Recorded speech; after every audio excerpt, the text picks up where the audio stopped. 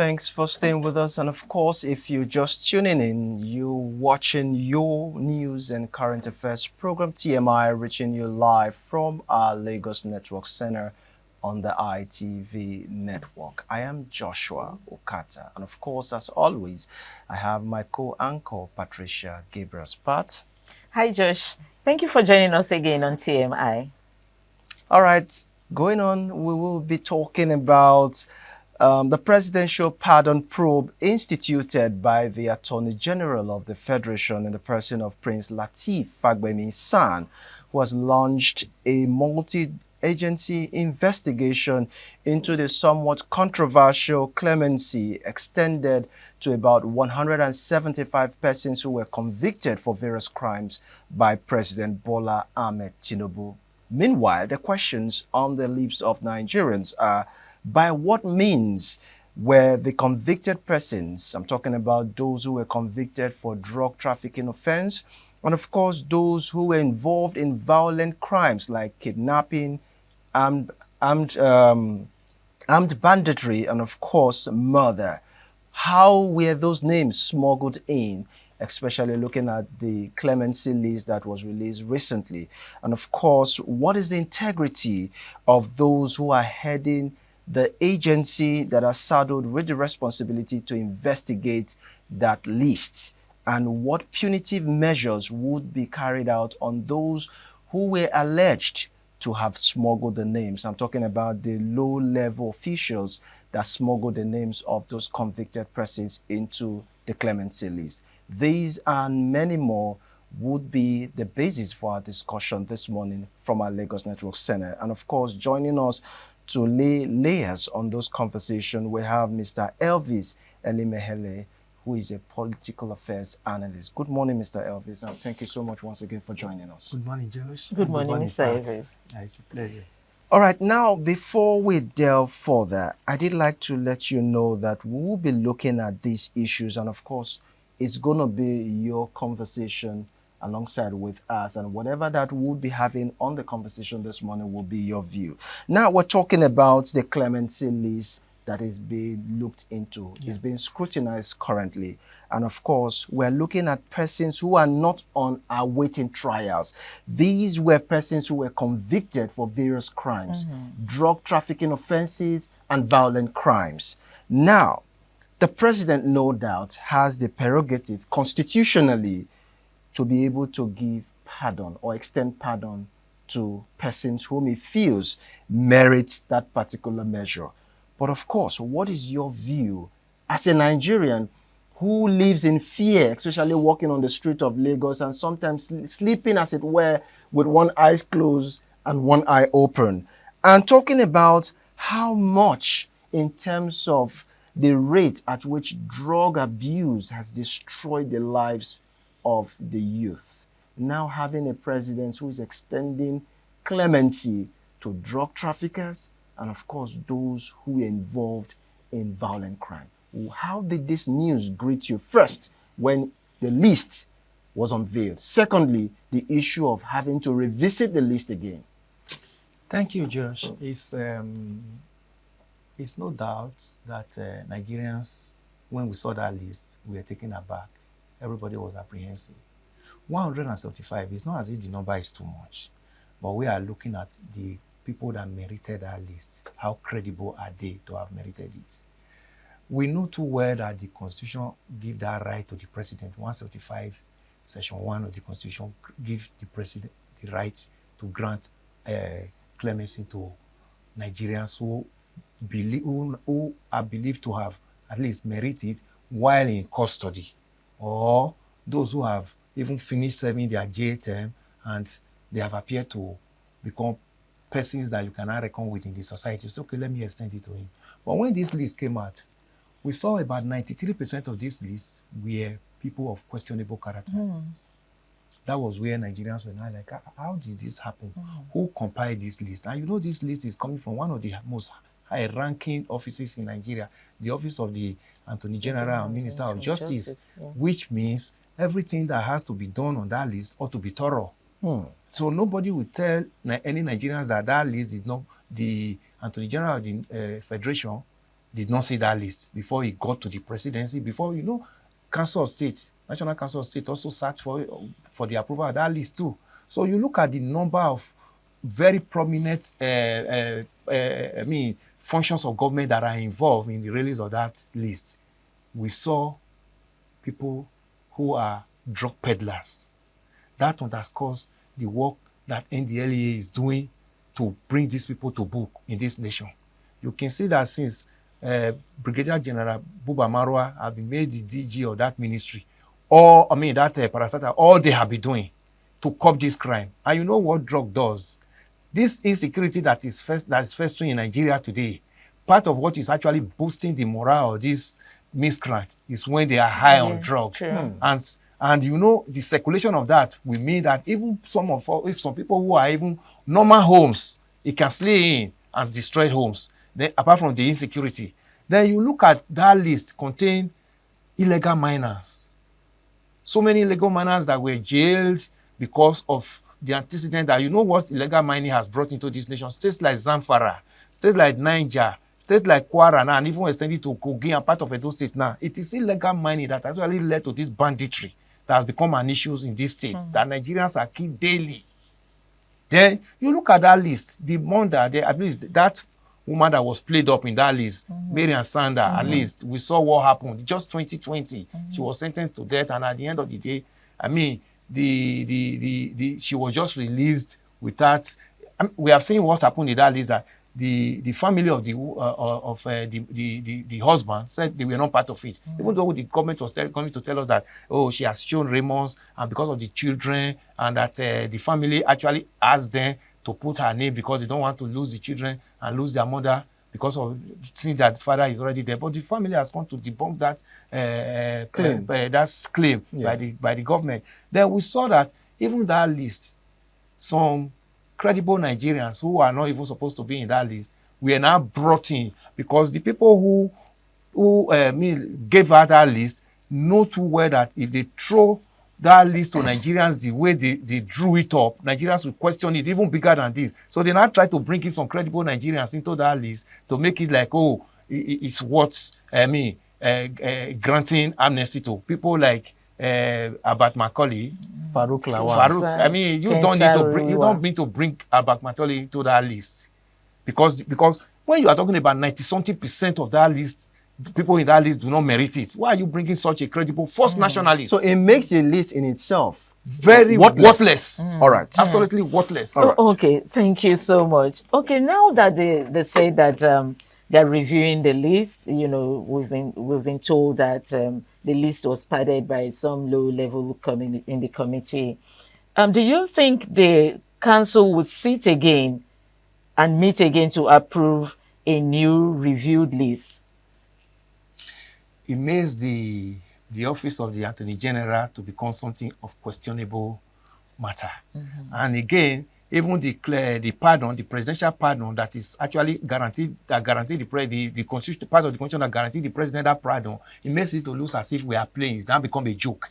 Because in the first instance, why don't we do this background check before that list was thrown to Nigerians? Now you are going back to review because Nigerians started criticizing the list. Because you see, sometimes when they are drawing up this kind of thing, they think that we are so naive that we don't have time to actually look at what they are doing. That's why sometimes you see when they release ministerial lists, they put some dead persons. When they release parastatized DGs, some dead names, you see some persons that are already dead included in that list because they just think that Nigerians don't have time to actually look at what we are doing. But they don't know that because of the way we have seen their failure and the way they have handled their matters, you know, in a very trivial form, it now makes us to look at whatever they bring at us. Is this really how it's supposed to be? So coming back to now say, okay, we want to go and review that list, it shows the failure of that office of Attorney General. Yes, before we look into the office of the Attorney General and of course what should be, you know, done in this case. Now let's get your view as regards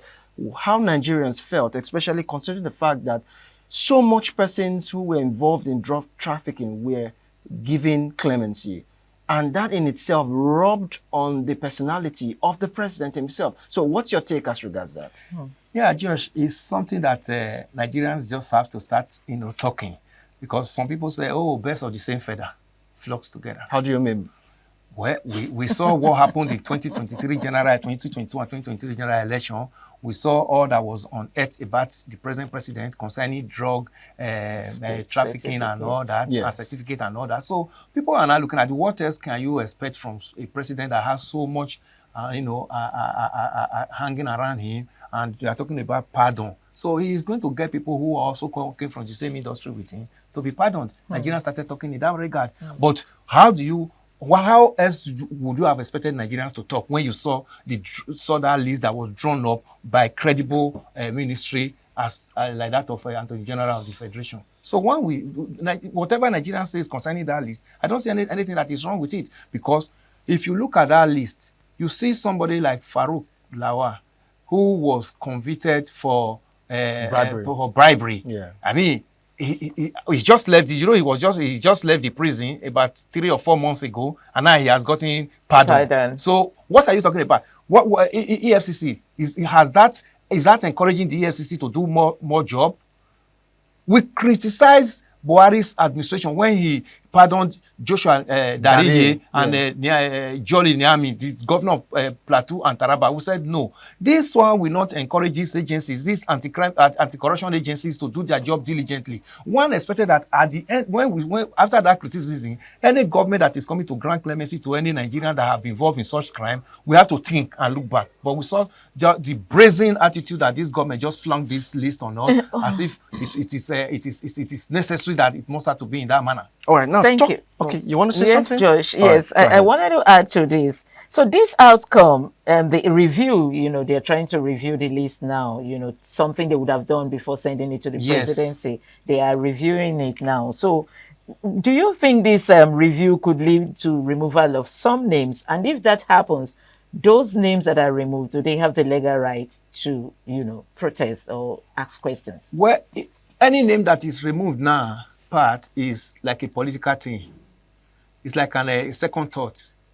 First of all, it has just brought down the credibility of whatever pardon that we are going to see in future, because we now know that names can be smuggled in.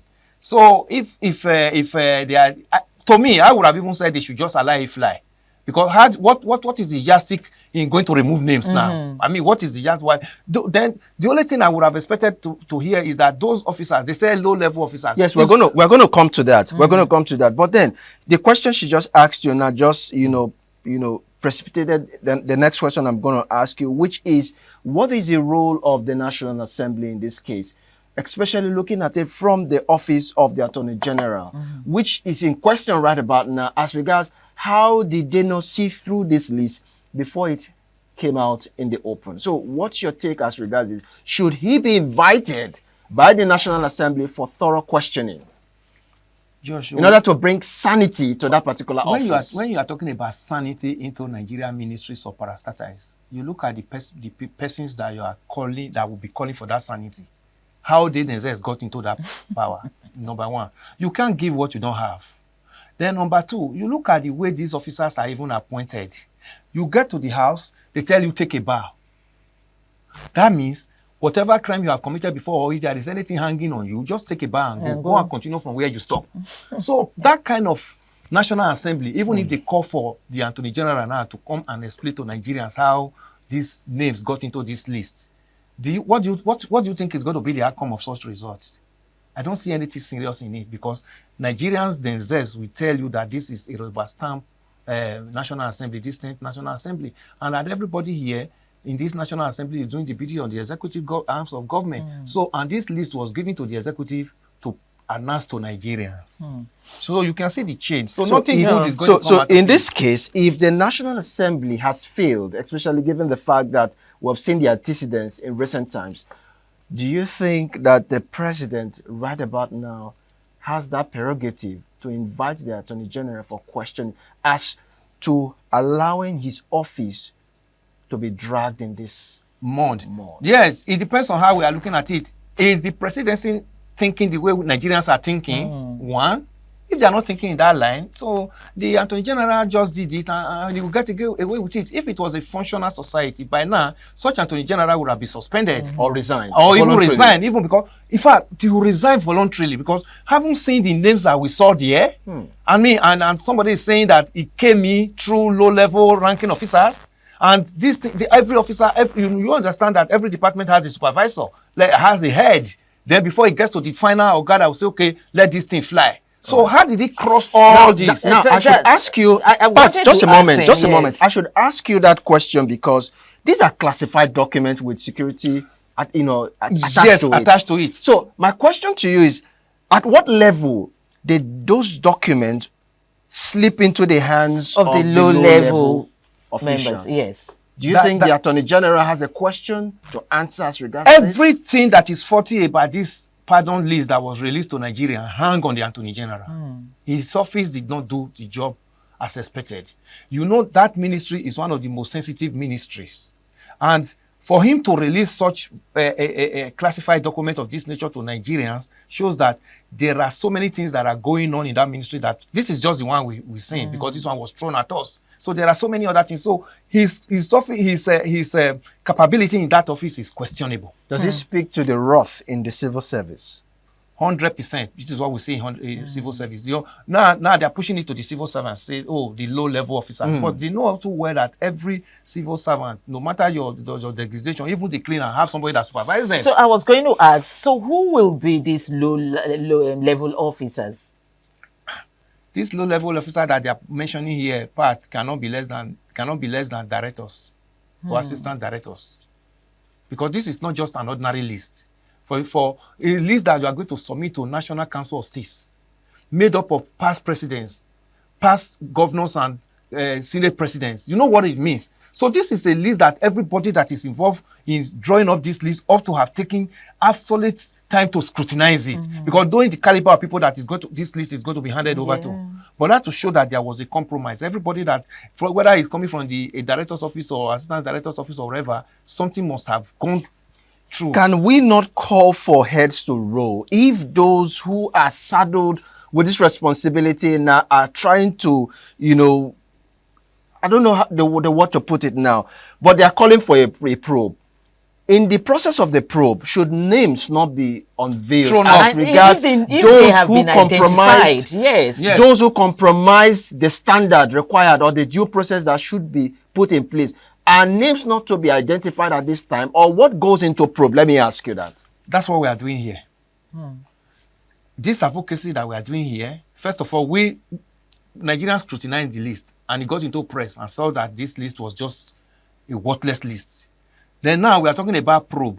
We are still going to continue this advocacy that whoever is involved in drawing up this list must move to the next stage, prosecution. Let Nigerians see. So we will not stop this. That's what we are doing here. That's why the media is the fourth realm of the estate. We watch and critique whatever comes out that we feel it is not, of interest to Nigerians. So we will not stop this. True, because I'm sure Nigerians will want to know these low-level. Yes, we want to know these low-level officers and who supervise. Who supervise? Because a senior officer cannot just come and mention low-level officers, because every assignment that is given to a low-level officer, George, goes through the approval of his boss. Who is this boss? He must be a senior officer. Then before he gets to the minister cannot tell Nigerians that he didn't see this list before he handed it to the president, before the president took it to National State Council meeting. But sir, this is my question now.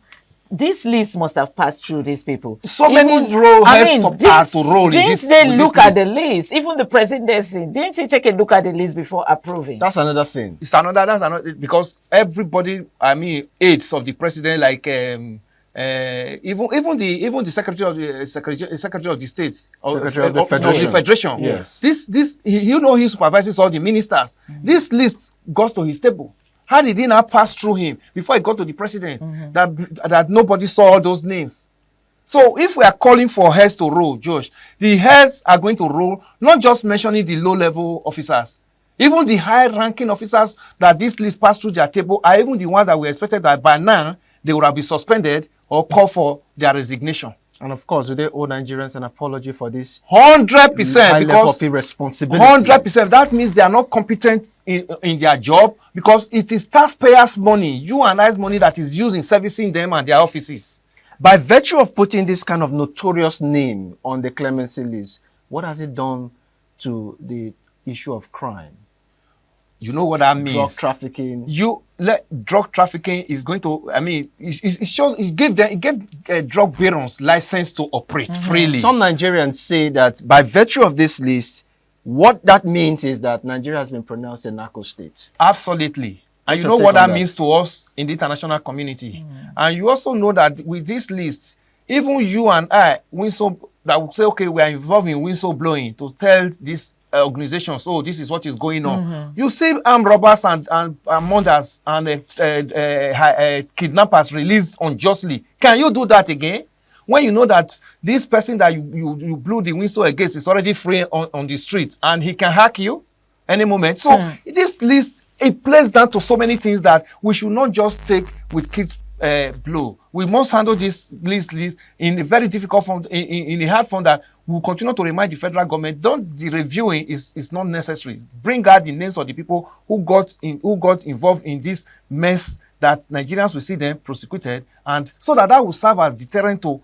By this time next year or 2 years' time, we'll be talking of another pardon list from from any government that comes in, so that this will serve as deterrent to whoever We is in have that also office. seen videos where some communities were celebrating someone that was released, and we knew that that person was a very notorious person. And his community were celebrating already, awaiting him, throwing red carpet on the floor. Such person, do you think if he's released to the society, he would cause more havoc than what he did before? No, definitely he's going back to his business, knowing fully well that he has, gotten off the hook and the one that got in before. So now in fact, he has gone through the whole horde. So he now even know who to talk to. Do you think that before the name came into that list, maybe something has not exchanged hands? So he knows where to press the button, that even if he gets in, it will not even get to the level of being arrested, let alone to be talking of pardon. Now, on that same list that we're talking about, it is said that some names, like the likes of Farouk Lawan, might still make the list again, given the level of crime, right? If it's not a violent crime that he was engaged in, he might still make the list. And some names may not be able to make the list. What is the rationale behind this? This one has to do with how influential are you? Say that again. How influential are you with the government, and how connected? So most of that's why I said the review is not necessary, because it is those ones that they have already been saying, now, okay, let's agree that the low-level officers actually had 1 or 2 names. Those are the ones that you are seeing that's going to be removed.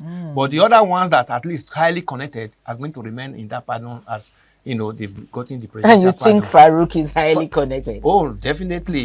You know, he was once referred to as Mr. Integrity. He was the head of Integrity Group in the National Assembly before Otedola's Femi Otedola messed him up. Yes. So that was somebody who was junketing around Nigerians and was telling Nigerians that, his group in the National Assembly has all the credibility to tell Nigerians who is corrupt and who is not corrupt, not knowing that the toga of corruption was hanging on his neck. On him.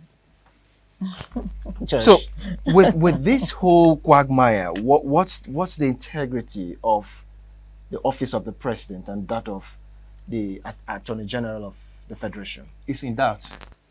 Okay, I'm just going to put the question straight. Do you think the integrity of the presidency had reduced? 100%. In fact, this is not even the president that even ought to have accommodate this type of list, knowing fully where he's coming from. One expected that he will upgrade that integrity, because where he's coming from, at 2022, 2023, when he was coming to power, everything about him is still there in social media, it's still there everywhere. So one would have expected that, okay, let me tell Nigerians that those were, former. There is a new era. So he ought to have raised the level of integrity in this government. But unfortunately, we are seeing this government even, doing worse and, rubber stamping where we are talking about the president is coming from. One quick one. Will this affect his campaign in 2027? Well, campaign is a big one. It's a big one, because in this nation, those who are saying, let it go the way of, let me have myself be involved in the stomach's infrastructure, are more than those that are saying we want sanity and integrity into this nation. Really? Yes, that is why you see this thing festers. So people were involved. If we want to probe this list, Josh, the number of persons that will be unearthed with this list, you will see that it's almost a whole community. But unfortunately, we are looking at, let him come to power because of what I'm going to get from him, not because of what Nigerians, you and I, stand to benefit. So campaign, and the image of the country, So the campaign is, Nigerians will not even remember this one when it comes to campaign. Because Nigerians are looking at what am I going to get when he comes into power in 2027. That's our focus because of the level of poverty and greed. So as we find ourselves. As we move closer to 2027, what's your final words that you're parting with, looking at this kind of situation in terms of the kind of credible leaders that we should be looking at? We should talk more. Nigerians should talk more. Nigerians should, every program and procedure of this government, whatever is released by this government, we should find time, no matter how busy we are, to look at it, so that some of these things can be, made known to Nigerians in an understandable language. Because the language Nigerians understand was that, presidential pardon, people were released. But some Nigerians took pain to actually say, okay, let me look at the antecedents of these people that were released. So now we are getting closer to 2027. We have to begin to check more of this. We have to have a time that things of this nature have to stop. It cannot just be business as usual. Okay, it was done during Buhari. We also saw former President Goodluck Jonathan release Alamin on these same controversial circumstances then Buhari repeated it, then this government is also, it must not be a trajectory, it must not continue in that manner. So we must have to, at least, Nigerians must have to begin to talk, Nigerians must have to remind Nigerians where we are coming from, and that there must always be a time that an end must be put to this kind of okay, just to disgrace. round off, you say Nigeria should talk more, yes, and they are beginning to talk. But do you think this talk is being heard by the government? If it is not being heard, if it's not being heard, they won't have been calling for review. They have already thrown the list at us, and this matter has gone and waited for Nigerians to react. So if it's not being heard, they would have been calling for review. That means what we are saying the year, this review that you are talking about is like, we are coming to right the wrong, but it's already too late. So that's to tell you that they hear what we say, and we must continue to talk. Thank you so much, Mr. Elvis Elimeheli, for your exhaustive explanation and helping us make sense out of this whole thing. Thank you so much for your time. Thank you for joining us. Thank you, Pat. It's my pleasure. On this note, we'll be wrapping up from our Lagos Network Center, but of course it's not over yet, as we'll be moving over now to our Benin network for the news update.